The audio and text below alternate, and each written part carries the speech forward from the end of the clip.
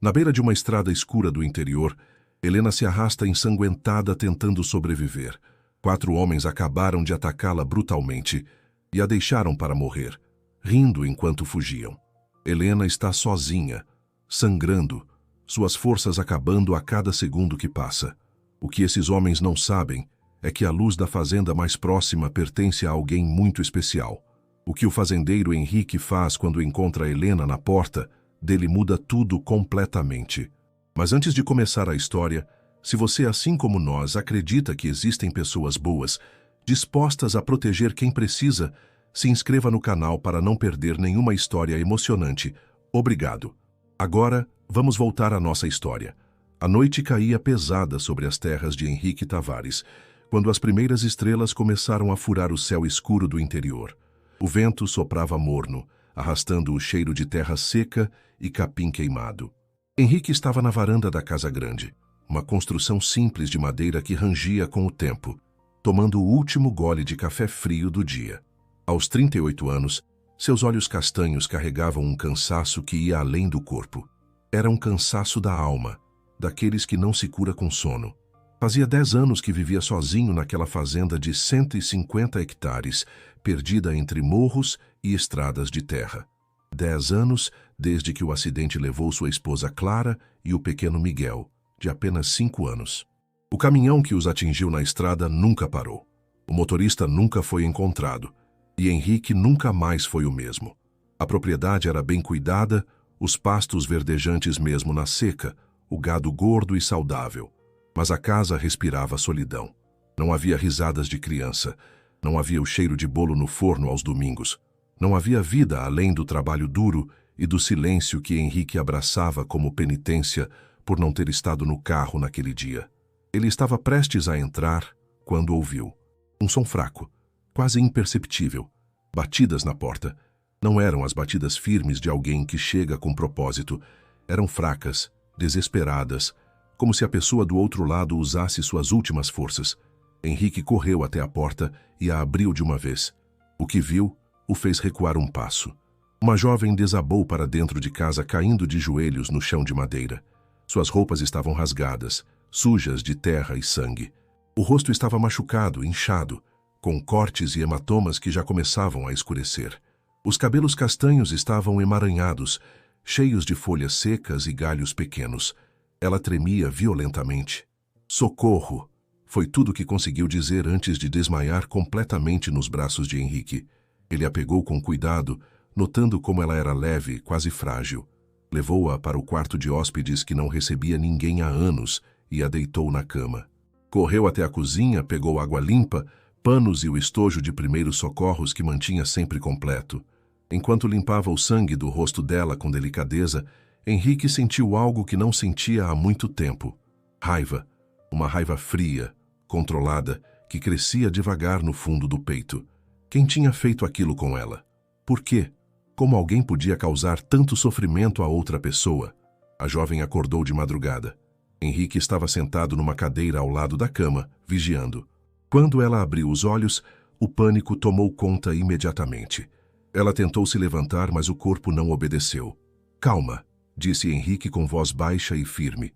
"Você está segura aqui. Ninguém vai te machucar. Meu nome é Henrique. Você apareceu na minha porta pedindo socorro e desmaiou." Ela o olhou com desconfiança, os olhos verdes ainda cheios de medo. Levou alguns minutos até que a tensão no corpo dela começasse a diminuir. As lágrimas vieram então, silenciosas e pesadas. Eles me deixaram para morrer na estrada." Ela conseguiu dizer entre soluços. "Eram 4 homens. Eu estava esperando o socorro do ônibus que quebrou e eles me pegaram." A raiva de Henrique cresceu, mas ele manteve a expressão calma. Não podia assustá-la mais do que já estava. "Você está em segurança agora", repetiu. "Vou chamar a dona Carmen. Ela é enfermeira aqui da região. Ela vai cuidar de você direito. E depois, se você quiser, a gente conversa sobre o que aconteceu." A jovem assentiu fracamente. Henrique pegou o telefone e ligou para Carmen, uma senhora de 60 anos que conhecia desde criança. Explicou a situação com poucas palavras. Carmen disse que estaria lá em 20 minutos. Enquanto esperava, Henrique preparou um chá de camomila e torradas. A jovem não conseguiu comer muito, mas o chá quente pareceu acalmá-la um pouco. Como você se chama? Perguntou Henrique suavemente. Helena, respondeu ela com voz rouca. Helena Marques.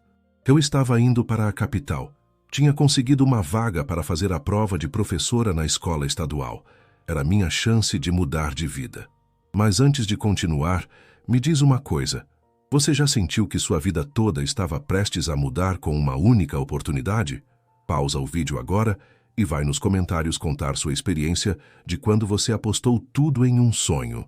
Dona Carmen chegou com sua maleta preta e seu jeito maternal que acalmava qualquer pessoa. Ela examinou Helena com cuidado, limpou os ferimentos adequadamente e aplicou curativos. Depois chamou Henrique para fora do quarto. Ela foi agredida brutalmente, Henrique, disse Carmen com a voz embargada. Tem hematomas, cortes, arranhões por todo o corpo. Algumas costelas podem estar machucadas. Ela precisa de repouso absoluto e muito cuidado, e precisa de apoio psicológico também. O que ela passou, eu sei, interrompeu Henrique. Ela pode ficar aqui o tempo que precisar. Você pode vir todos os dias para cuidar dela? Posso sim. E vou trazer umas roupas da minha neta, devem servir nela. Mas, Henrique, você precisa chamar a polícia. Isso é caso de polícia. Vou fazer isso, mas no tempo dela, quando ela estiver pronta para falar. Carmen assentiu e voltou para dentro para dar mais instruções a Helena antes de ir embora. Os primeiros dias foram os mais difíceis. Helena mal saía da cama, comia pouco e chorava muito. Henrique mantinha distância respeitosa, apenas certificando-se de que ela tinha tudo o que precisava.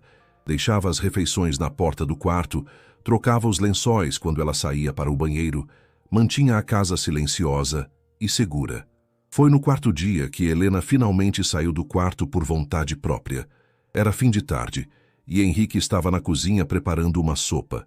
Ela apareceu na porta, vestindo uma das camisas dele que Carmen tinha deixado como camisola, e ficou ali parada. Posso sentar aqui? Perguntou com voz hesitante. Claro, fique à vontade. A casa é sua também enquanto você quiser ficar. Helena se sentou à mesa e ficou observando Henrique cozinhar. Havia algo de reconfortante naqueles movimentos simples e práticos. Cortar cebola, refogar alho, mexer a panela. Coisas normais. Coisas que lembravam que o mundo ainda tinha coisas boas. Você cozinha bem, ela comentou timidamente. Tive que aprender quando fiquei sozinho, respondeu Henrique sem olhar para ela. Você mora sozinho há muito tempo? 10 anos. O silêncio que se seguiu não foi desconfortável. Era um silêncio compartilhado, de duas pessoas que carregavam dores que não precisavam de palavras. Obrigada, disse Helena de repente, por me acolher, por não me julgar, por me tratar como gente. Henrique parou o que estava fazendo e finalmente olhou para ela. Você é uma pessoa que passou por algo terrível e não merecia. Isso não define quem você é, e você não tem nada que agradecer. Qualquer pessoa decente faria o mesmo. Você se surpreenderia com quantas pessoas decentes não fariam, respondeu Helena com um sorriso triste. Eles jantaram juntos naquela noite. Foi a primeira de muitas refeições compartilhadas em silêncio confortável. Uma semana depois do resgate, Helena se sentiu forte o suficiente para contar tudo. Sentados na varanda, com o sol se pondo ao longe, ela relatou cada detalhe do que aconteceu. O ônibus quebrou na estrada velha, aquela que corta pelo meio das fazendas, começou ela. A voz firme, mas os olhos distantes. O motorista disse que ia buscar ajuda e nos pediu para ficar no ônibus. Mas estava muito quente e eu saí para respirar. Foi quando vi o caminhão parar. Ela parou, respirou fundo e continuou. Eram 4 homens. Desceram do caminhão rindo alto, bêbados. Perguntaram se eu estava sozinha, se precisava de carona. Eu disse que não, que o socorro já estava vindo. Mas eles não aceitaram não como resposta. Henrique apertou os punhos, mas não disse nada. Eles me agarraram. Tentei gritar, mas um deles tampou minha boca. Me jogaram na caçamba do caminhão e me levaram para um lugar isolado. Foi lá que... Você não precisa contar tudo, interrompeu Henrique suavemente. Não se você não quiser. Não, eu preciso. Preciso dizer em voz alta para parar de repetir na minha cabeça toda hora. Helena contou tudo. Contou sobre a violência, sobre as humilhações, sobre como a espancaram quando ela tentou reagir. Contou como um deles riu e disse que ninguém ia acreditar numa professorzinha pobre contra homens de respeito. Contou como a jogaram na estrada como lixo, presumindo que ela morreria ali. Eu me arrastei não sei por quanto tempo, disse ela, até que vi a luz da sua fazenda. Foi a única luz que vi em toda aquela escuridão. Quando terminou, ela estava chorando. Henrique também tinha lágrimas nos olhos, mas eram lágrimas de uma raiva profunda e justa. Você consegue descrevê-los? Perguntou ele. Helena assentiu e fez uma descrição detalhada de cada um dos 4 homens. Quando ela descreveu o terceiro, Henrique sentiu o sangue gelar. Esse aí, disse ele devagar, se chama João Batista. Trabalha para o coronel Valdir. É capanga conhecido dele. Sempre foi violento, mas nunca ninguém conseguiu provar nada porque o coronel sempre protege. E os outros 3? Pelos traços que você descreveu, aposto que são o Zé Carlos, o Ademir e o Roberto. Todos capangas do mesmo coronel. Trabalham juntos há anos. Helena ficou pálida. O coronel Valdir, todo mundo na região conhece esse nome. Ele é poderoso, tem dinheiro, tem influência. Eu nunca vou conseguir fazer nada contra homens protegidos por ele. Ninguém acredita em mim contra eles. Eu acredito, disse Henrique com voz firme. E não são só palavras. Vou fazer eles pagarem pelo que fizeram. Da forma certa, dentro da lei, mas vão pagar. Helena olhou para ele com uma mistura de esperança e descrença. Como? Você mesmo disse que ele protege esses homens. E eu sou ninguém. Não tenho dinheiro. Não tenho advogado. Não tenho nada. Você tem a verdade. E tem alguém que acredita em você. Isso já é mais do que eles imaginam. Naquela noite, Henrique começou a traçar um plano. Não seria fácil e não seria rápido, mas seria eficaz. O primeiro passo foi conversar com o delegado Augusto, um homem de 50 anos que era uma das poucas pessoas honestas na polícia da região. Henrique e Augusto tinham uma relação de respeito mútuo desde que Henrique ajudou a identificar os ladrões de gado que estavam atacando fazendas pequenas anos atrás. Henrique foi até a delegacia sozinho. Não queria expor Helena ainda. Augusto, preciso de uma conversa particular, disse ele ao chegar. Na sala fechada, Henrique contou tudo. O delegado ouviu em silêncio, a expressão ficando cada vez mais séria. Henrique, eu acredito em você. E se essa moça está na sua casa, eu acredito nela também. Mas você sabe como são as coisas. O coronel Valdir tem amigos em lugares altos. 3 dos 4 delegados da região comem na mão dele. Eu sou o único que não aceita suborno. Eu sei. Por isso vim falar com você. Não estou pedindo que você prenda eles agora. Sei que sem provas e sem a palavra dela registrada formalmente, não tem como. Mas e se a gente conseguisse evidências? O que você precisaria? Augusto pensou por um momento.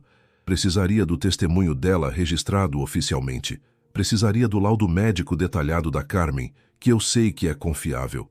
E precisaria de algo que ligasse eles à cena do crime ou ao crime em si. Testemunhas, pegadas, alguma coisa. Eu tenho o laudo médico. A Carmen documentou tudo e vou conseguir o resto. Só preciso que você investigue discretamente. Veja se tem mais casos de mulheres que desapareceram ou foram atacadas naquela região. Veja se tem um padrão. Isso eu posso fazer. E Henrique, tenha cuidado. O coronel não gosta quando mexem com os homens dele. Eu sei, mas também sei que ele tem um ponto fraco. Qual? Dinheiro. Ou melhor, a falta dele. Henrique sabia porque todo mundo na região sabia que o coronel Valdir estava com problemas financeiros sérios. O vício em jogo havia consumido boa parte da fortuna da família. Ele estava tendo que vender terras para pagar dívidas. Era uma informação pública, comentada nos botecos e feiras da região. E Henrique tinha dinheiro. Muito dinheiro. Economias de 10 anos vivendo de forma simples, sem gastar com nada além do essencial. O dinheiro do seguro de vida de Clara que ele nunca tocou. O dinheiro da venda de parte das terras que fizera anos atrás. Tudo guardado, sem propósito, porque Henrique não tinha mais sonhos, até agora. Nos dias seguintes, Henrique começou a segunda parte do plano. Procurou o advogado da família, Dr. Milton, um homem sério e competente. Milton, preciso que você faça uma proposta de compra de terras. Compra? De quem? Do coronel Valdir. Ele está vendendo aquele lote de 200 hectares perto do rio. Quero fazer uma oferta. Milton arregalou os olhos. Henrique, aquela terra vale no mínimo 2 milhões. Você tem esse dinheiro? Tenho. E vou oferecer 1.800.000 à vista. Ele está precisando de dinheiro rápido. Vai aceitar. E por que você quer aquelas terras? Você já tem propriedade suficiente. Não quero as terras. Quero o que vem com elas. Milton ficou confuso, mas conhecia Henrique há tempo suficiente para saber que ele não fazia nada sem motivo. Preparou os documentos. A reunião aconteceu 3 dias depois no escritório do coronel, uma sala pomposa cheia de troféus de caça e fotografias antigas. O coronel Valdir era um homem grande de quase 60 anos, com a barriga proeminente e o rosto vermelho de quem bebe demais. Henrique Tavares, disse ele com um sorriso falso. Ouvi dizer que quer fazer negócio comigo. Quero comprar o lote perto do rio. 1.800.000 à vista. Dinheiro limpo. Transferência no dia da assinatura. Os olhos do coronel brilharam. Era 100.000 a menos do que ele queria, mas era dinheiro imediato, e ele precisava urgentemente. É uma boa oferta, admitiu. Mas por que o interesse repentino?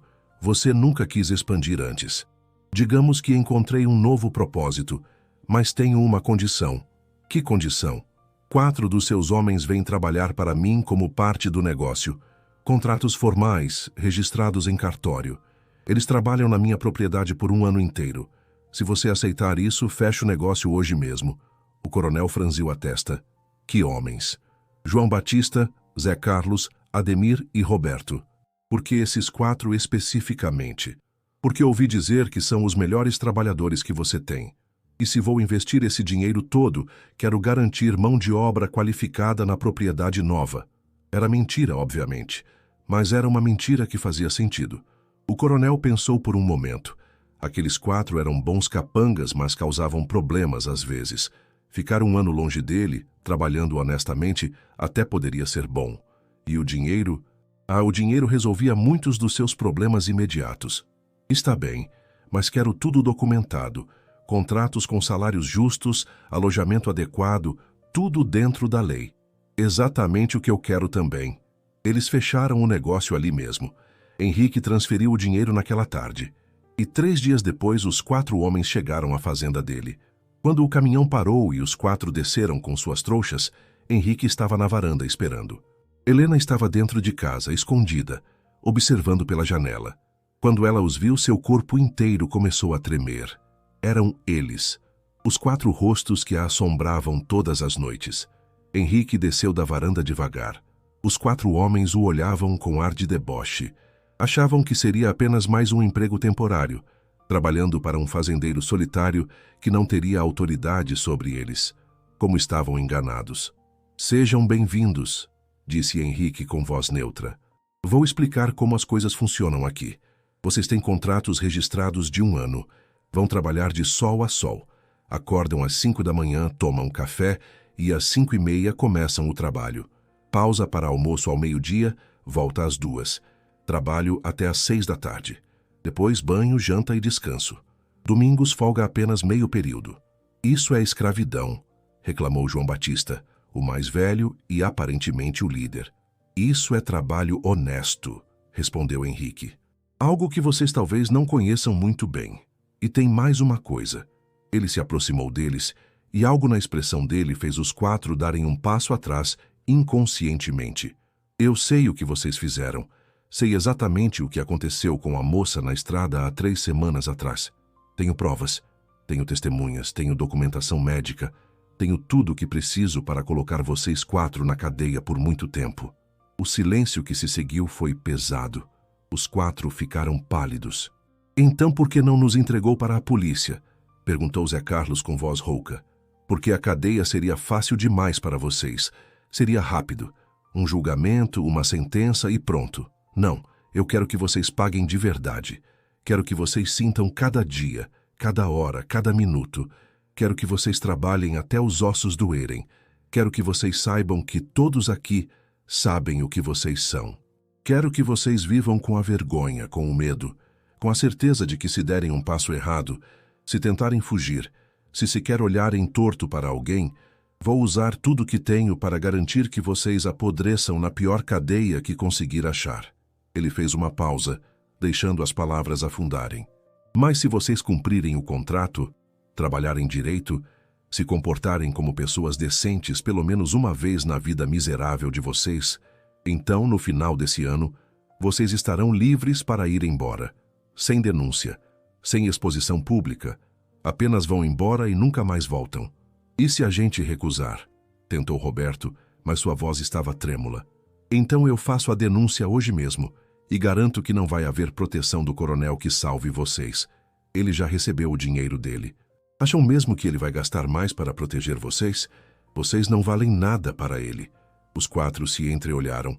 Sabiam que Henrique estava certo. O coronel não moveria um dedo por eles, especialmente agora que tinha o dinheiro que precisava. Então, pressionou Henrique, trabalho honesto por 1 ano ou prisão. Escolham agora. A gente aceita, murmurou João Batista finalmente derrotado. Ótimo, o alojamento de vocês é ali, apontou Henrique para um galpão reformado. Tem camas, banheiro, tudo básico, mas funcional. As regras estão no quadro dentro. Quebrou regra, tá fora. E lembrem-se, eu estou vigiando, sempre. Deixa eu te perguntar uma coisa. Você acha que justiça verdadeira vem da vingança ou de fazer as pessoas pagarem de forma que dói de verdade? Para o vídeo 1 minutinho e me conta o que você faria no lugar do Henrique. Os primeiros dias foram tensos. Os 4 homens trabalhavam em silêncio, ombros curvados como animais enjaulados. Henrique os colocou para trabalhar nos serviços mais pesados. Arar campos, consertar cercas, limpar currais, carregar feno. Trabalho braçal que fazia o corpo gritar de dor no fim do dia. Os outros funcionários da fazenda, que eram apenas 3 homens mais velhos e de confiança, logo foram informados por Henrique sobre a situação. Ele não deu detalhes completos, apenas disse que aqueles 4 tinham cometido um crime grave e estavam ali para pagar de forma justa. A reação foi imediata. Os outros trabalhadores passaram a isolar os 4 completamente. Não conversavam. Não comiam juntos, nem olhavam na cara deles. O ostracismo social era quase pior que o trabalho pesado. E Helena? Helena observava tudo da janela, todos os dias. Ver aqueles homens sujos, suados, humilhados, trabalhando sob o sol escaldante, era ao mesmo tempo satisfatório e perturbador. Por um lado havia justiça, por outro, ela ainda tremia quando os via de longe. Foi Carmen quem teve a ideia salvadora. Helena, filha, você não pode ficar só observando e relembrando, disse ela numa de suas visitas. Você precisa fazer algo produtivo, algo que te faça sentir no controle de novo. Como o quê? Os seus estudos? Você não estava indo fazer a prova de professora? Quando é a prova? Era daqui a 3 meses. Mas eu perdi tudo, meus livros, minhas anotações, minha inscrição. A inscrição a gente consegue reaver com uma declaração. Os livros, o Henrique pode comprar. E as anotações, você refaz. Melhor ainda, você estuda de novo, mais forte, mais preparada. Você vai fazer aquela prova e vai passar. Não pelos homens lá fora, por você. A ideia acendeu uma chama que Helena achava que tinha apagado. Naquela noite, ela conversou com o Henrique. Eu quero voltar a estudar, quero fazer aquela prova. Henrique sorriu. Era o primeiro sorriso genuíno que ela via nele. Então vamos transformar o escritório em sala de estudos. Me dá uma lista dos livros que você precisa e eu compro todos. E Helena, eu acredito em você, você vai conseguir. Nos dias seguintes, Henrique transformou o antigo escritório numa biblioteca improvisada. Comprou todos os livros que Helena pediu, mais alguns extras.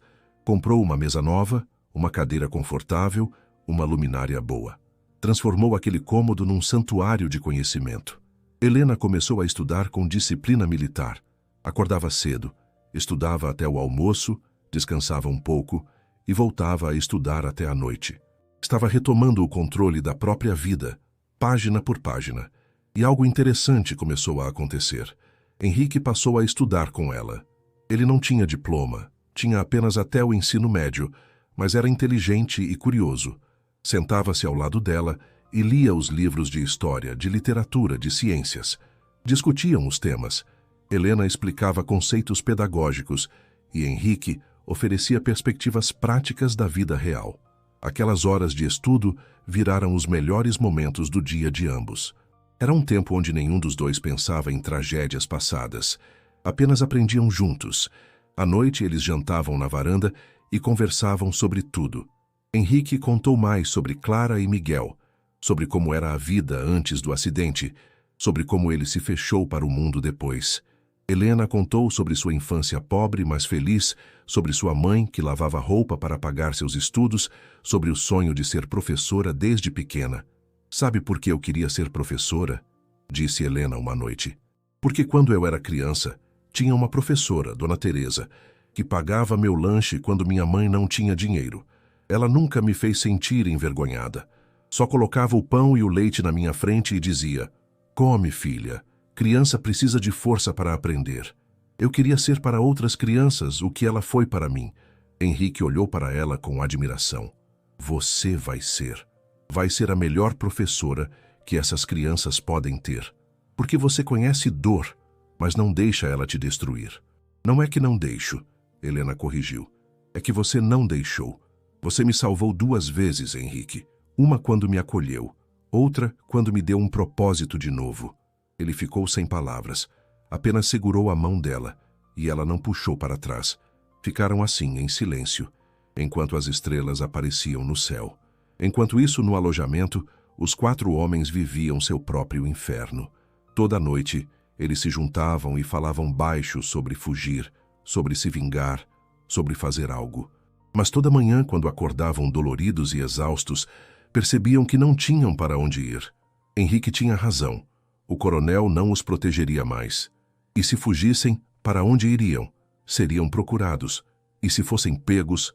João Batista, o líder, estava particularmente atormentado. Diferente dos outros, ele tinha família. Uma esposa e 2 filhas pequenas que moravam numa casa humilde perto da vila. Henrique sabia disso e sabia usar. Uma tarde, ele chamou João Batista até a varanda. "Suas filhas têm 4 e 6 anos, não é?" perguntou casualmente. João ficou branco. "Não encosta nelas. Não encosta na minha família." "Eu nunca faria isso," respondeu Henrique com voz calma, mas gelada. "Diferente de você, eu não machuco inocentes. Mas imagine se alguém fizesse com suas filhas o que você fez com Helena. Imagina alguém as pegando na rua, as machucando, as deixando para morrer. Como você se sentiria?" João não conseguiu responder. Pela primeira vez em sua vida miserável, ele se colocou no lugar de outra pessoa. E foi devastador. Eu sou um monstro, murmurou. "É, você é. Mas todo dia que você trabalha aqui, todo o suor que você derrama, é uma pequena parte da dívida que você tem com o universo. Não vai pagar tudo nunca, mas é alguma coisa." João desabou chorando como criança.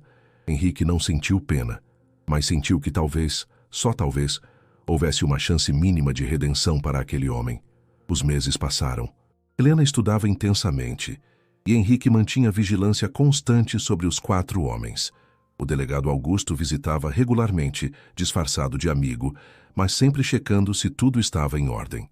Ele havia descoberto mais 2 casos de mulheres atacadas na mesma região no ano anterior. As evidências estavam se acumulando. Helena ficou mais forte, não só mentalmente, mas fisicamente. Começou a fazer caminhadas pela fazenda, a ajudar na cozinha, a cuidar da horta. Estava reconstruindo-se pedaço por pedaço, e sua relação com Henrique evoluiu naturalmente. Não houve momento dramático, não houve declaração súbita. Foi algo que cresceu como planta bem cuidada, devagar, firme e verdadeiro. Uma noite, depois de um dia particularmente difícil de estudos, Helena estava na varanda olhando as estrelas. Henrique trouxe 2 xícaras de chá e sentou ao lado dela. "Você sabe que eu nunca pensei que fosse sentir isso de novo", disse ele de repente. "Sentir o quê?" "Vontade de acordar no dia seguinte. Vontade de construir algo, vontade de viver." Helena virou-se para ele, os olhos brilhando na luz fraca da varanda. "Eu também não. Achei que os homens tinham tirado isso de mim para sempre. Mas você me mostrou que é possível reconstruir, que dá para pegar os pedaços quebrados e fazer algo novo com eles." Henrique segurou o rosto dela com delicadeza, como se ela fosse feita de cristal. "Você não está quebrada, Helena. Você foi machucada, sim, mas você é a pessoa mais forte que eu já conheci. E você é a pessoa mais boa. Eles se beijaram. Foi suave, cuidadoso, cheio de respeito e de promessas silenciosas. Não havia pressa, não havia desespero. Era apenas dois corações feridos encontrando conforto um no outro. Agora me fala sinceramente. Você acredita que é possível reconstruir a vida depois de uma tragédia? Deixa pausado e vai comentar sua resposta nos comentários. Quero saber sua história também.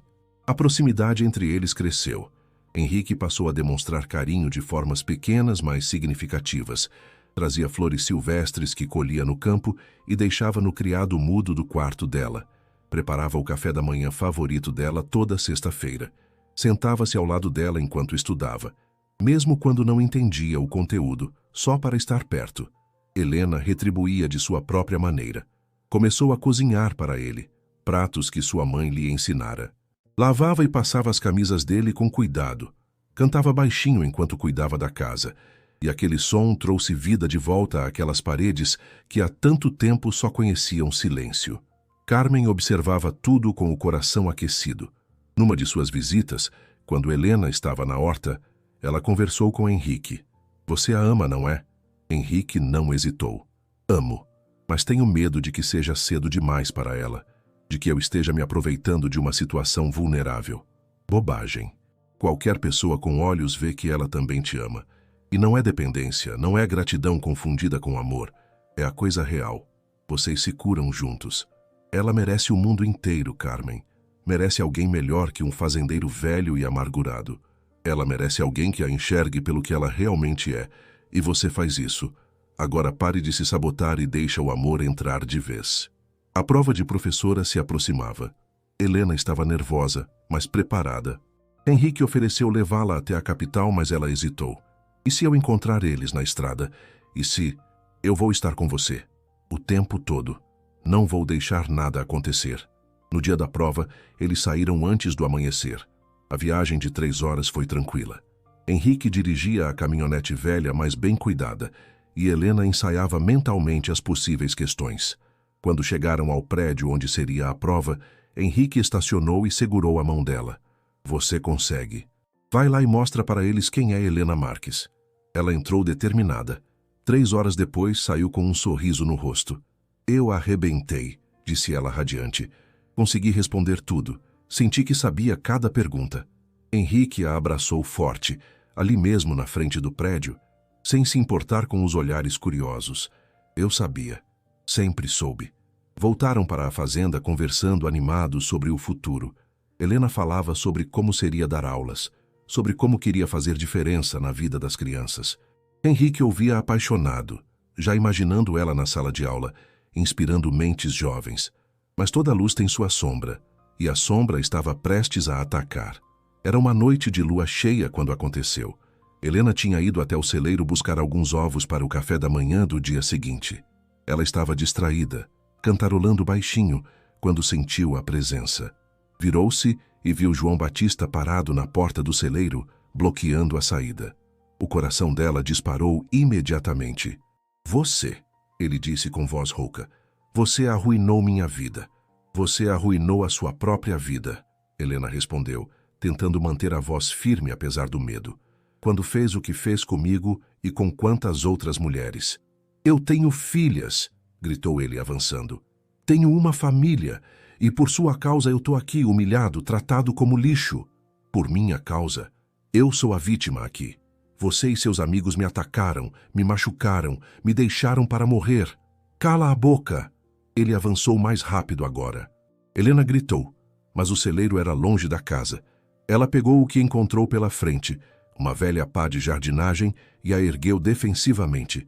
Foi quando Henrique apareceu correndo. Ele tinha ouvido o grito abafado, aquele som que faz o sangue de qualquer pessoa gelar. Entrou no celeiro como um furacão. Sai de perto dela, disse com voz mortal. Ou o quê? Vai me bater? Vai me matar? Vai me tratar pior do que já trata? Não. Vou te entregar para a justiça, como devia ter feito desde o começo. João riu, um som histérico e desesperado. Você acha que eu tenho algo a perder? Minha vida já acabou. Minha esposa descobriu o que eu fiz, levou minhas filhas embora. Os outros homens me odeiam. Eu não tenho nada. Ele avançou contra Henrique com uma força nascida do desespero. Os dois homens começaram a lutar. João Batista era mais pesado, mas Henrique era mais rápido. Golpes eram trocados, ambos caíam e se levantavam. Helena ficou paralisada por um segundo, vendo a cena se desenrolar. E então algo mudou dentro dela. Não era mais a mulher aterrorizada da estrada. Não era mais a vítima que se escondia. Era alguém novo, alguém que lutava. Ela pegou a pá com força, e quando João Batista conseguiu derrubar Henrique e erguer os punhos para golpeá-lo, Helena acertou as costas dele com toda a força que tinha. O homem gritou de dor e cambaleou. Henrique aproveitou, aplicou um golpe certeiro que o derrubou de vez. João Batista ficou no chão, gemendo, derrotado. "Você salvou minha vida", disse Henrique ofegante, olhando para Helena com admiração e orgulho. "Você salvou a minha primeiro. Justo retribuir", ela respondeu, as mãos ainda tremendo, mas o olhar firme. Os outros 3 homens apareceram correndo, atraídos pelo barulho. Quando viram João Batista no chão e entenderam o que tinha acontecido, ficaram em choque. Isso não era para ter acontecido", murmurou Zé Carlos. "A gente jurou que ia cumprir o acordo, trabalhar direitinho." "Ele quebrou o acordo", disse Henrique. "Tentou atacar Helena, tentou me atacar, o jogo acabou." Naquela mesma noite, o delegado Augusto foi chamado. Ele chegou com 2 policiais de confiança. Ouviram o testemunho de Henrique e Helena, examinaram o celeiro, viram as marcas da luta. "É o que eu precisava", disse Augusto. "Com essa tentativa de agressão, mais o testemunho de vocês, mais os laudos médicos que eu tenho guardados, mais os outros casos que investiguei, dá para fechar o cerco." Os 4 homens foram presos ali mesmo, algemados e colocados na viatura. Enquanto eram levados, João Batista olhou para Helena pela última vez. "Me perdoa", disse ele, e havia sinceridade verdadeira em sua voz. "Sei que não mereço, mas me perdoa." Helena olhou para ele por um longo momento. Depois disse: "Perdoar não significa esquecer. Não significa que o que você fez foi menos horrível, mas sim, eu te perdoo. Não por você, por mim, para eu poder seguir em frente sem carregar esse peso." Cá entre nós, querido ouvinte, você conseguiria perdoar alguém que te machucou tanto? Pausa o vídeo agora e vai nos comentários contar se você acredita no perdão ou na justiça sem perdão. O julgamento aconteceu 3 meses depois. Foi rápido, porque as evidências eram esmagadoras. Além do caso de Helena, o delegado Augusto tinha conseguido localizar outras 5 vítimas que tiveram coragem de testemunhar quando souberam que não estavam sozinhas. Helena prestou depoimento com a cabeça erguida. Olhou cada um daqueles homens nos olhos e contou com detalhes tudo o que eles fizeram. Sua voz não tremeu, suas mãos não suaram. Ela estava finalmente no controle da própria narrativa. Os 4 foram condenados. João Batista, como líder e agressor em 2 ocasiões, pegou 25 anos. Os outros 3 pegaram 20 anos cada. Não haveria liberdade condicional. Não haveria redução de pena. Quando a sentença foi lida, Helena não sentiu alegria. Sentiu fechamento. Sentiu que aquele capítulo finalmente tinha terminado. Do lado de fora do tribunal, jornalistas queriam entrevistá-la. Ela recusou a maioria, mas aceitou falar com uma jovem repórter de um jornal local que cobria casos de violência contra mulheres.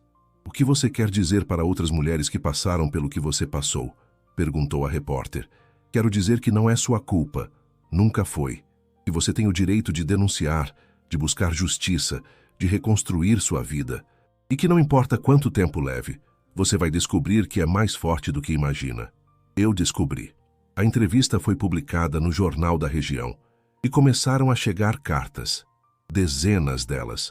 Mulheres que tinham sido atacadas, abusadas, silenciadas. Mulheres que viram na história de Helena uma centelha de esperança. Foi Carmen quem deu a sugestão. "Helena, você e Henrique poderiam fazer algo especial com aquele terreno que ele comprou. Poderiam criar um lugar seguro para essas mulheres." A ideia floresceu rapidamente. Henrique usou o resto das economias para construir uma casa grande e acolhedora na propriedade nova. Não era abrigo institucional. Era um lar temporário, onde mulheres em situação de vulnerabilidade podiam ficar, se recuperar, aprender um ofício, retomar os estudos. Helena coordenava tudo. Ela finalmente tinha passado na prova e tinha a certificação de professora, mas decidiu adiar o trabalho em escola para se dedicar ao projeto. Ela dava aulas de alfabetização para as mulheres que não sabiam ler. Ensinava crochê, costura, artesanato, habilidades que poderiam se tornar fonte de renda. Henrique cuidava da parte prática, reformava a casa, garantia que houvesse comida, pagava as contas. Mas seu papel mais importante era mostrar para aquelas mulheres que existiam homens bons no mundo. Homens que respeitavam, que protegiam, que não machucavam. O coronel Valdir, quando soube que sua venda de terras tinha resultado nisso, ficou furioso. Tentou processar Henrique por quebra de contrato, alegando que os homens foram enganados. Mas não tinha base legal. O contrato tinha sido cumprido. Os homens trabalharam, foram pagos e só saíram quando cometeram crime. A reputação do coronel na região despencou. As pessoas começaram a perguntar: se 4 de seus homens mais próximos eram criminosos violentos, o que mais ele estava encobrindo? Investigações começaram. Esquemas de corrupção foram descobertos, subornos a policiais, ameaças a testemunhas em outros casos. Em menos de um ano, o império do coronel Valdir tinha desmoronado. Ele perdeu as terras restantes, perdeu a influência, perdeu tudo. Foi preso por formação de quadrilha e corrupção ativa. A justiça, lenta mas certa, tinha chegado para todos. Enquanto isso, na fazenda, a vida florescia de formas inesperadas. A casa de acolhimento, que começou com capacidade para 5 mulheres, logo precisou de expansão. Henrique construiu mais 2 chalés no terreno. Carmen foi contratada oficialmente como enfermeira residente. Dona Teresa, a antiga professora de Helena, saiu da aposentadoria para ajudar nas aulas. Cada mulher que chegava quebrada saía reconstruída. Algumas ficavam 3 meses, outras 6, algumas até 1 ano, mas todas saíam com algo que não tinham quando chegaram: dignidade, habilidades e esperança. Uma noite, depois de um dia particularmente cheio, Helena e Henrique sentaram na varanda da casa original, aquela onde tudo começou. "Você percebe o que fizemos?" disse Helena maravilhada. "Quantas vidas mudaram?" "Você fez, Helena. Eu só ajudei." "Não. Nós fizemos, juntos. E não seria nada disso se você não tivesse aberto aquela porta naquela noite." Henrique segurou a mão dela. "Helena Marques, existe uma pergunta que eu estou ensaiando fazer há meses, mas nunca encontro o momento certo. Então vou falar agora, sem momento perfeito, sem romantismo elaborado. Só a verdade." Ele se ajoelhou ali mesmo, na varanda velha de madeira que rangia. "Você quer casar comigo? Não porque eu te salvei, não por gratidão, mas porque eu te amo de um jeito que não sabia que era possível. Porque você me mostrou que dá para reconstruir uma vida depois da tragédia. Porque eu quero acordar todo dia do resto da minha vida e ver seu rosto. Porque você é a pessoa mais corajosa, mais forte, mais incrível que eu já conheci." Helena estava chorando, mas eram lágrimas felizes. "Sim, 1000 vezes sim." Eles se beijaram enquanto as estrelas testemunhavam, as mesmas estrelas que brilhavam na noite que Helena chegou ali, quebrada e desesperada. O casamento foi simples, mas emocionante. Aconteceu na própria fazenda, com todas as mulheres que haviam passado pelo abrigo presentes. Eram quase 50 pessoas, cada uma representando uma história de superação. Dona Teresa foi madrinha. O delegado Augusto foi padrinho. Carmen fez o bolo de 3 andares. As mulheres do abrigo decoraram tudo com flores silvestres. Quando chegou a hora dos votos, Helena falou primeiro: "Henrique, você me encontrou na minha noite mais escura, mas não se contentou em só me resgatar. Você me deu ferramentas para eu me resgatar sozinha. Me deu força quando eu não tinha. Acreditou em mim quando eu não acreditava em mim mesma.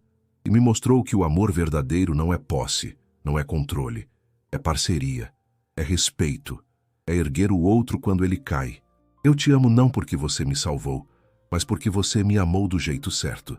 Henrique tinha lágrimas nos olhos quando começou. "Helena, eu vivi 10 anos como morto-vivo. Respirava, mas não vivia. Trabalhava, mas não tinha propósito. E então você apareceu e me mostrou que nunca é tarde para recomeçar. Você me ensinou que a maior força não é física, é a coragem de se levantar de novo. Você transformou essa fazenda de um lugar de solidão em um lugar de esperança. E transformou meu coração de pedra em algo que consegue amar de novo. Eu prometo ser seu parceiro, seu igual, seu porto seguro, para sempre. Não havia olhos secos na celebração. A festa foi até tarde. Tinha música, dança, comida farta. As mulheres do abrigo cantaram uma música que tinham composto especialmente para o casal. A letra falava sobre recomeços, sobre encontrar luz na escuridão, sobre amor que cura. Quando a festa terminou e os últimos convidados foram embora, Henrique e Helena ficaram sozinhos na varanda, no mesmo lugar onde tinham passado tantas noites conversando. Pronta para começar essa nova vida, senhora Tavares? Perguntou ele. Nascida pronta, senhor Tavares. Os meses seguintes trouxeram mais crescimento. Helena finalmente começou a dar aulas em uma escola da região, mas em meio período, para poder continuar coordenando o abrigo. Ela se tornou a professora favorita de todos os alunos, especialmente das meninas, que viam nela um exemplo de força. Henrique expandiu as atividades da fazenda.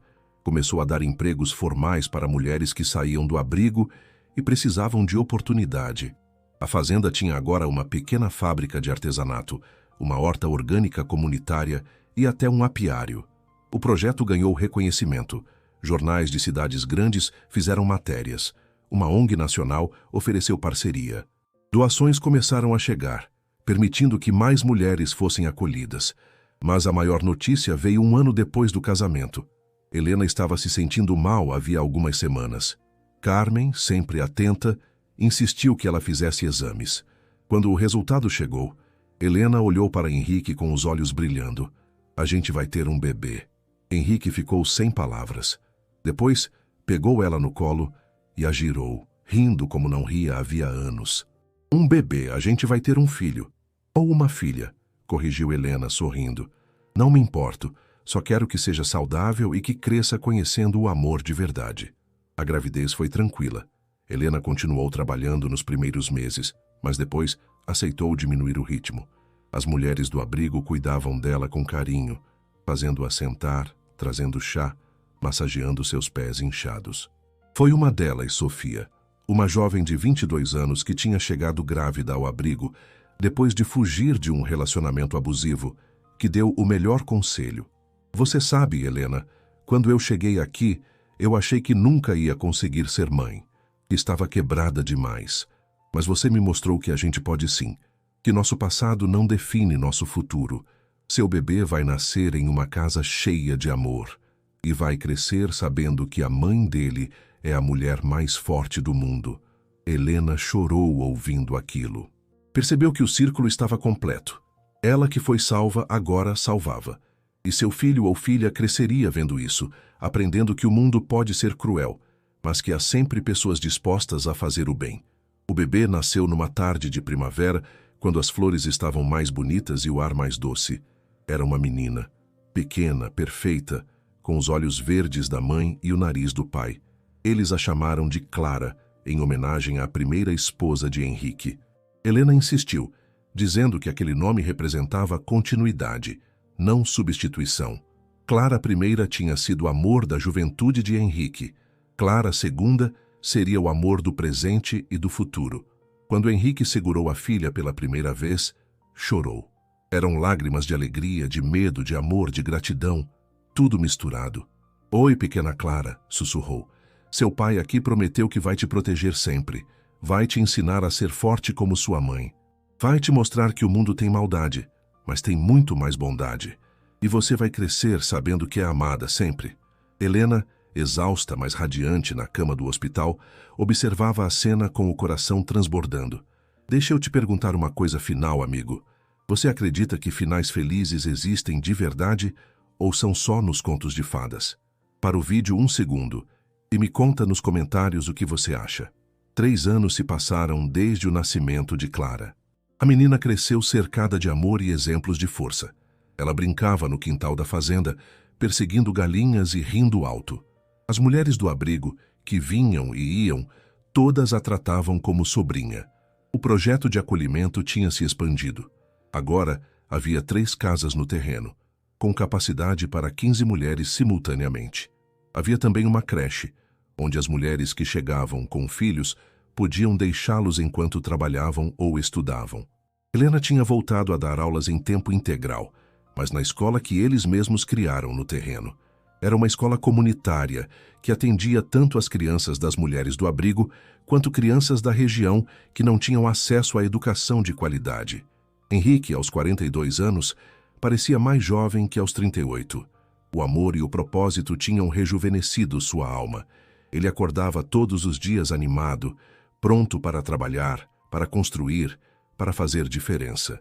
Numa tarde, enquanto Helena dava aula e Clara brincava no jardim sob supervisão de Carmen, um carro parou na entrada da fazenda. Era um carro oficial do governo estadual. Desceu uma mulher elegante, na casa dos 50, com uma pasta executiva na mão. Bom dia, estou procurando a senhora Helena Tavares. Ela está dando aula agora. Posso ajudar? Sou o marido dela, Henrique. Prazer. Sou Ana Paula Mendes, coordenadora de políticas públicas para mulheres do governo estadual. Vim fazer uma proposta. Eles se sentaram na varanda enquanto Henrique oferecia café. A mulher olhou ao redor, impressionada com a estrutura. Senhor Henrique, nos últimos 3 anos, seu projeto aqui tem chamado atenção. Conseguiram reabilitar e reintegrar 87 mulheres à sociedade. Isso é uma taxa de sucesso de quase 100%. É extraordinário. Não sou eu. É minha esposa e a equipe dedicada que temos aqui. Exatamente. Por isso vim. O governo quer replicar esse modelo em outras regiões do estado. Queremos contratar Helena como consultora. Queremos estudar a metodologia de vocês. Queremos investimento para expandir. Seria uma parceria público-privada. Henrique ficou sem palavras. Isso teria que ser decisão dela. Mas posso dizer que Helena sempre sonhou em expandir. Sonhou em ajudar mais mulheres. Se o governo está disposto a fazer isso sério, com investimento real e respeito ao trabalho que já fazemos, acho que ela vai adorar ouvir a proposta. Quando Helena terminou a aula e ouviu sobre a proposta, seus olhos brilharam. Isso significa que podemos ajudar centenas de mulheres, milhares, que outros lugares terão o que temos aqui. Exatamente, confirmou Ana Paula. Obviamente será um processo longo, com muita burocracia. Mas sim, esse modelo de vocês pode mudar políticas públicas no estado inteiro. Helena olhou para Henrique. Ele sorriu e assentiu. Ela então olhou para Ana Paula. Eu aceito, com uma condição. Qual? Que as mulheres que passarem pelos abrigos sejam ouvidas, que suas histórias sejam respeitadas, que elas não sejam números em relatórios, mas pessoas, e que sempre tenham voz ativa nas decisões que afetam suas vidas. Combinado. Nos meses seguintes, Helena viajou por várias cidades dando palestras, treinando equipes, compartilhando o conhecimento que tinha adquirido. Henrique ficava com Clara, cuidando da fazenda e mantendo o abrigo funcionando. Quando Helena voltava das viagens, exausta mas realizada, Henrique estava sempre esperando na varanda com Clara no colo. Como foi? Ele perguntava. Incrível. Conheci mulheres incríveis. Conheci pessoas que realmente querem fazer diferença. E espalhei um pouquinho do que você me ensinou, que é possível reconstruir depois da tempestade. Eu não ensinei nada, só abri a porta. Você fez o resto. Não, amor. Você mostrou que existem homens bons no mundo, que nem todos machucam, que alguns curam. E isso faz toda a diferença. 5 anos depois do casamento, num evento em que Helena recebia um prêmio estadual de direitos humanos, ela fez um discurso que emocionou todos os presentes. Há 7 anos, eu estava na pior noite da minha vida. Tinha sido atacada, machucada, deixada para morrer. Achei que minha história tinha acabado ali, naquela estrada escura. Mas então uma porta se abriu. E um homem bom, me mostrou que havia esperança. Ela olhou para Henrique na plateia, que segurava Clara, agora com 5 anos no colo. Muita gente pergunta se eu não sinto raiva, se não quero vingança. E a verdade é, senti raiva sim, muita. Mas aprendi que a melhor vingança é viver bem. É não deixar que o mal que tentaram fazer comigo me definisse. É usar aquela dor para fazer o bem. Hoje, centenas de mulheres passaram pelos abrigos que ajudamos a criar. Centenas de vidas foram mudadas, e cada uma delas é uma vitória contra a violência. Cada uma delas é prova de que a maldade não vence sempre, de que existem pessoas boas dispostas a lutar pelo certo. Então eu agradeço. Agradeço ao meu marido Henrique, que me salvou e me amou do jeito certo. Agradeço à dona Carmen, que curou meu corpo e minha alma. Agradeço ao delegado Augusto, que acreditou em mim e lutou por justiça. E agradeço a cada mulher que teve coragem de denunciar, de pedir ajuda, de recomeçar. Vocês são minhas heroínas. A plateia se levantou em aplausos. Helena desceu do palco e foi direto para Henrique e Clara. Mamãe foi linda, disse Clara, pulando. Foi sim, concordou Henrique, abraçando as duas. As duas mulheres da minha vida são as mais incríveis do mundo. Naquela noite, de volta à fazenda, depois que Clara dormiu, Helena e Henrique ficaram na varanda como sempre faziam, olhando as estrelas, ouvindo os grilos, sentindo a brisa suave. Você acha que Miguel e Clara, a primeira Clara, estariam orgulhosos? Perguntou Henrique de repente. Helena segurou a mão dele. Tenho certeza que sim. Você honrou a memória deles da melhor forma possível, vivendo, amando, fazendo diferença. Eles não queriam que você se trancasse para sempre em dor. Queriam que você fosse feliz de novo. E você? Consegue olhar para trás sem que doa? Dói. Sempre vai doer. Aquela noite vai estar sempre comigo. Mas sabe o que mais está comigo? Cada mulher que vi reconstruir a vida. Cada criança que ensino na escola. Cada sorriso da nossa Clara. Cada dia ao seu lado. A dor faz parte da minha história, mas não é toda ela. E nunca mais será. Eu te amo, Helena. Eu te amo, Henrique. E assim, sob as estrelas que testemunharam o começo dessa história anos atrás, eles permaneceram. Dois sobreviventes que se encontraram na escuridão e construíram juntos uma luz tão forte que agora iluminava o caminho de centenas de outras pessoas. A fazenda, que já foi lugar de solidão e dor, agora era símbolo de esperança, redenção e amor. Não era mais apenas propriedade de Henrique. Era lar de todos que precisavam. Era prova viva de que a bondade existe, de que a justiça pode prevalecer, de que é possível reconstruir depois da tragédia.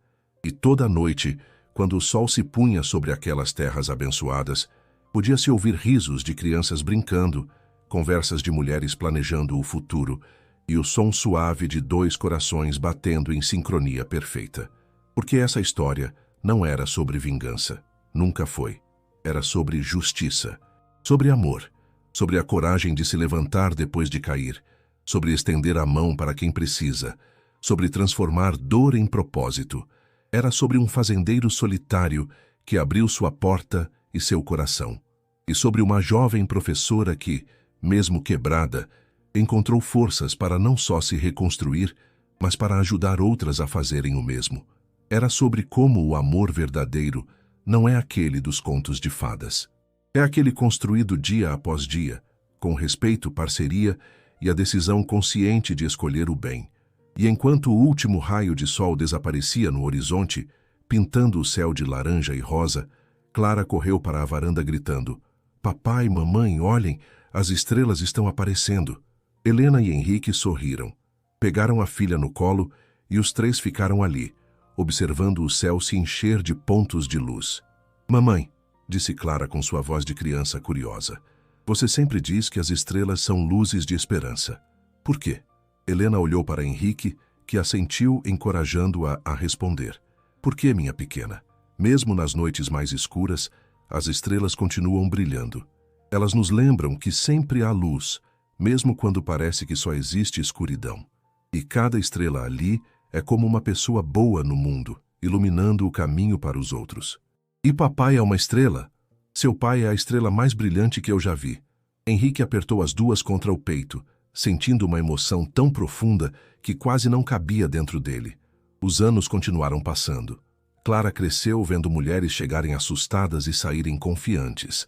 Aprendeu desde cedo que o mundo tinha dificuldades, mas que havia pessoas lutando para torná-lo melhor. Aos 8 anos, ela já ajudava na escola comunitária, ensinando crianças menores a ler. Ela tem seu coração, Henrique dizia orgulhoso para Helena. E sua força, Helena respondia. O projeto de acolhimento tinha se expandido para 16 cidades do estado. Mais de 1000 mulheres já haviam passado pelos abrigos. A taxa de sucesso continuava impressionante. 94% delas conseguiam reconstruir suas vidas, encontrar empregos dignos retomar estudos, sair do ciclo de violência. Helena tinha virado referência nacional.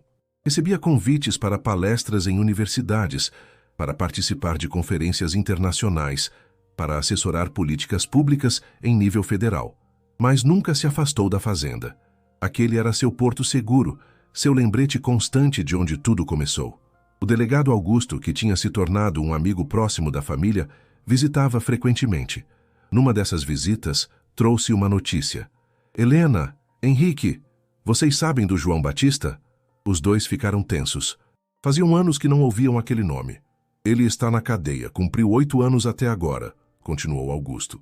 Mas ele mudou, de verdade. Virou um dos presos modelo, faz trabalho voluntário, ajuda outros presos a se alfabetizarem, participa de todos os programas de ressocialização.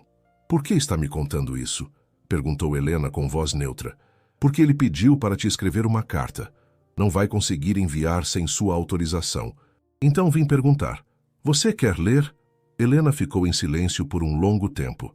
Henrique segurou sua mão, deixando claro que apoiaria qualquer decisão. Eu preciso pensar. Augusto assentiu e deixou o envelope lacrado sobre a mesa. Durante 3 dias, aquele envelope ficou ali. Helena olhava para ele constantemente, mas não abria. No 3º dia, quando estava sozinha na cozinha pela manhã, ela finalmente pegou a carta e abriu. A caligrafia era básica, como de alguém que aprendeu a escrever tarde na vida.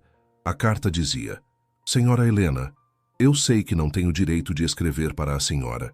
Sei que nada que eu diga vai mudar o que eu fiz. Mas preciso tentar.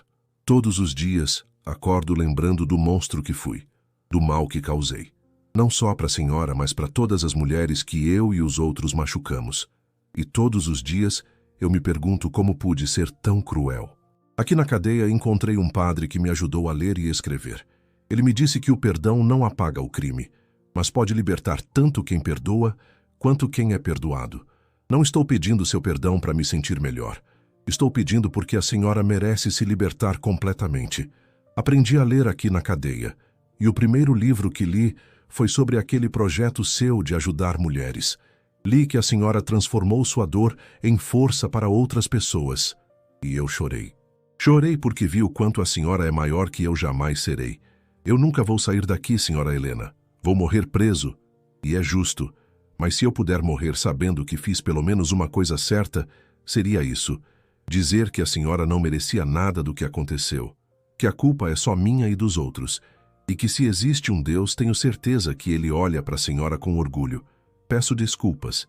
Não porque vai mudar algo, mas porque é a verdade do fundo do meu coração arrependido. João Batista Silva. Helena leu a carta 3 vezes. Quando Henrique entrou na cozinha, encontrou-a chorando. O que foi? O que a carta diz? Ela mostrou para ele. Henrique leu em silêncio, sua expressão passando de raiva para surpresa e finalmente para algo próximo de compreensão. O que você quer fazer? Perguntou ele. Quero responder. Quero dizer que eu perdoei mesmo. Não porque ele merece, mas porque eu mereço estar livre dessa raiva. E assim ela fez. Escreveu uma carta curta, mas poderosa. João Batista. Recebi sua carta. Li cada palavra. Você está certo. O perdão não apaga o crime. Mas eu te perdoo. Não pelos motivos que você imagina, mas porque aprendi que carregar ódio é dar poder a quem nos machucou. E eu não vou dar esse poder a você.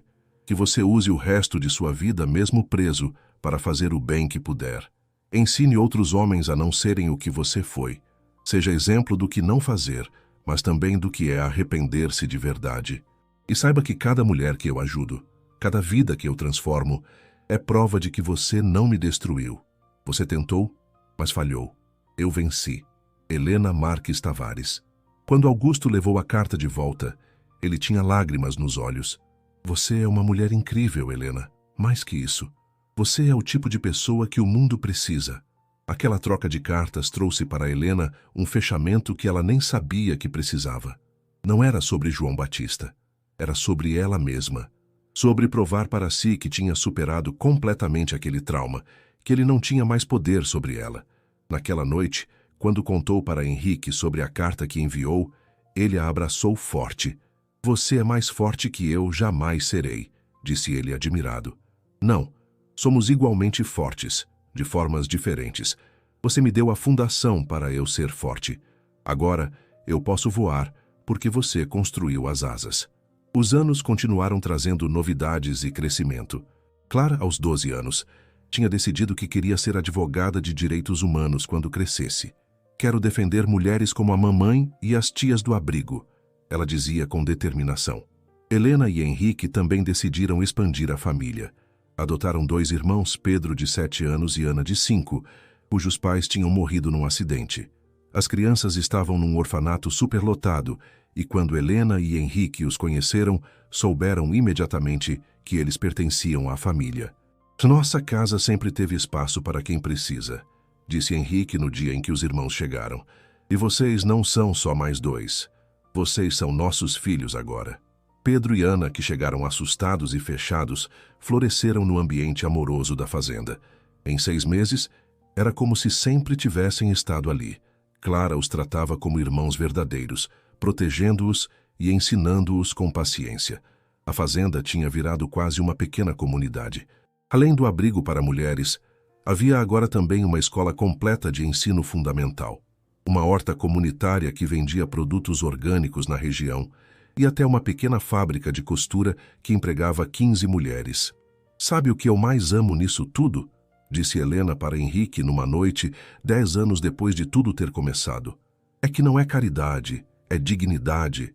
Essas mulheres trabalham, ganham seu dinheiro, constroem sua independência. Não estamos salvando ninguém. Estamos dando ferramentas para elas se salvarem. Você aprendeu isso sozinha. Eu só mantive a porta aberta. E às vezes é só isso que a gente precisa. Alguém que mantenha a porta aberta quando o mundo inteiro está fechando portas na nossa cara. Certa tarde, uma jovem chegou ao abrigo. Seu nome era Júlia, tinha 19 anos, e tinha sido expulsa de casa pela família quando engravidou após um abuso. Ela estava no 8º mês, assustada, sozinha, sem ter para onde ir. Helena a recebeu pessoalmente, como fazia com todas.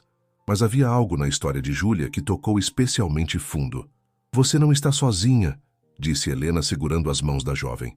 Aqui você vai ter todo o suporte que precisa. Vamos cuidar de você durante a gravidez.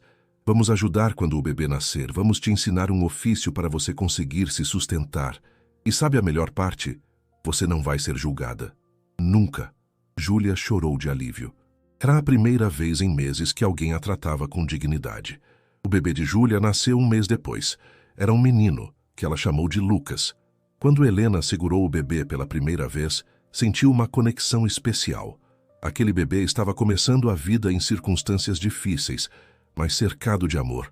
Sabe, Júlia, disse Helena devolvendo o bebê para a mãe, eu vi você chegar aqui quebrada, mas olha para você agora. Olha a força que você tem. Você vai ser uma mãe incrível. É porque eu tenho exemplo. A senhora é mãe de todo mundo aqui, mesmo sem precisar ser. Essa frase ficou com Helena por dias. Ela percebeu que, de certa forma, tinha se tornado mãe de dezenas de mulheres. Não biologicamente, mas emocionalmente. Era conselheira, era apoio, era o abraço que muitas delas nunca tiveram. E isso era mais significativo do que qualquer título, qualquer prêmio, qualquer reconhecimento que já tinha recebido. 15 anos depois daquela noite fatídica, a fazenda de Henrique e Helena tinha se tornado modelo internacional. Pesquisadores vinham de outros países estudar a metodologia. Documentários foram feitos, livros foram escritos. Mas para Henrique e Helena, o mais importante não era a fama. Era a caixinha de madeira que mantinham na sala, cheia de cartas de mulheres que tinham passado pelo abrigo. Toda vez que se sentiam cansados, toda vez que desanimavam, abriam aquela caixa e liam uma carta aleatória. Tinha a carta de Sofia, que chegou grávida e apavorada, e agora tinha sua própria empresa de confeitaria. Tinha a carta de Mariana, que foi espancada quase até a morte pelo ex-marido, e agora era policial ajudando outras mulheres. Tinha a carta de Eduarda, que tinha sido traficada e escravizada, e agora trabalhava numa ONG combatendo o tráfico humano. Cada carta era uma história de superação. Cada carta era prova de que o trabalho deles fazia diferença. Você se arrepende de alguma coisa? Perguntou Helena para Henrique, numa noite quando estavam sozinhos na varanda, depois que as crianças dormiram. Só de não ter encontrado você antes, respondeu ele sorrindo. E você? De nada, absolutamente nada, porque tudo me trouxe até aqui, até você, até essa vida, até essa família, e eu não trocaria por nada. Eles se beijaram suavemente, aquele beijo tranquilo de quem conhece cada detalhe do outro, de quem construiu uma vida inteira juntos. Lembra daquela primeira noite? Disse Helena, encostando a cabeça no ombro dele. Quando eu bati na sua porta. Como eu poderia esquecer? Foi a noite que minha vida recomeçou. A minha também. Eu estava tão perdida, tão quebrada. Achei que nunca mais ia ser inteira. Mas você é mais que inteira. Você é completa. Que ajudou centenas de outras mulheres a se tornarem completas também. Nós ajudamos. Sempre foi nós, Henrique. Desde o primeiro dia. O vento soprou suave, trazendo o cheiro das flores do jardim que Helena plantara anos atrás. Ao longe, podiam ouvir o som de risadas vindo do alojamento das mulheres. Era noite de cinema comunitário, uma tradição que haviam começado. Sabe o que eu acho mais bonito nisso tudo? Disse Henrique. É que a gente provou que o bem existe, que pessoas boas existem, que é possível reconstruir. Numa época onde parece que só tem maldade, a gente é prova viva de que o amor e a justiça podem vencer, e que a vingança não é o caminho. Justiça, sim. Fazer o certo, sim. Mas não ódio. Nunca ódio. Você perdoou de verdade? Mesmo. Perdoei. Não porque eles mereciam, mas porque eu merecia estar livre. E estou. Completamente livre. Os dois ficaram ali, em silêncio confortável, ouvindo a noite, sentindo a brisa, apenas existindo no momento. Dentro da casa, Clara estava terminando de colocar Pedro e Ana para dormir.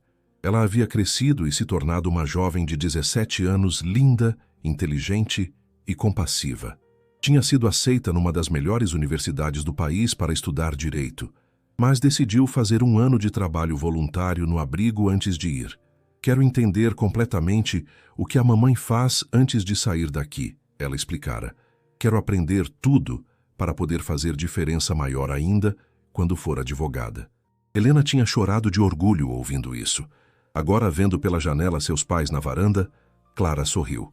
Ela sabia o quanto aqueles dois tinham passado. Conhecia a história completa e admirava profundamente a força de ambos. Quando eu crescer, pensou, quero ter um amor assim. Não perfeito, mas verdadeiro. Construído sobre respeito, parceria e a vontade de fazer o bem juntos. Voltou para o quarto, pegou seu diário e escreveu. Hoje completam 15 anos desde que meus pais se encontraram. Desde que o papai salvou a mamãe. Ou talvez desde que eles salvaram um ao outro. Cresci vendo o que é amor de verdade. Não o amor dos filmes, mas o amor real. Aquele que escolhe ficar mesmo quando é difícil. Que constrói junto. Que transforma dor em propósito. Eles me ensinaram que a vida vai jogar pedras no nosso caminho. Mas podemos usar essas pedras para construir pontes para outras pessoas atravessarem. E é isso que quero fazer com minha vida. Construir pontes. Ajudar pessoas. Fazer diferença. Porque se meus pais, que sofreram tanto, conseguiram construir tudo isso, então eu também posso. Nós todos podemos. O mundo precisa de mais pessoas como eles. E eu vou tentar ser uma delas. Fechou o diário e olhou pela janela mais uma vez. Seus pais ainda estavam na varanda, agora dançando lentamente ao som de uma música que só eles pareciam ouvir. Clara sorriu. Aquela era a imagem que queria guardar para sempre. E assim, sob o céu estrelado daquela noite tranquila, uma família descansava. Uma família que não era perfeita, mas era real. Uma família construída não sobre fantasias, mas sobre escolhas diárias de amor, respeito e bondade. Uma família que provava todos os dias que é possível transformar a maior escuridão na mais brilhante luz, e que o verdadeiro final feliz não é aquele onde nunca há problemas, mas aquele onde, apesar de todos os problemas, escolhemos o amor, sempre.